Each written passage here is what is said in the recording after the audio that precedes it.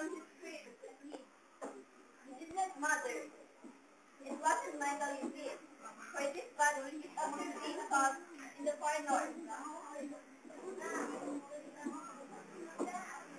Did the young person so much that would it leave her to not a living? It's like him.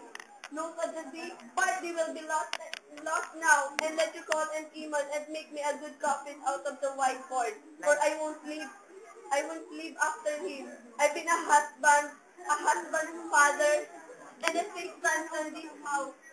Six finance through it. What the fuck? It's a hard work I had, every one of them. And they coming to the world, and some of them were found, and some of them were not found. But they're gone now, the lot of them. They were taken and shown, were lost in the great wind, and found after in the great bay of Gregory of the Golden Mount, and carried up the two of them on the one plank in that door. She pauses for a moment. The girls start as if they heard something through the door. But it's half open behind them. Did you hear that, Kathleen? Did you hear the noise in the northeast? There's someone up there crying out by the seashore.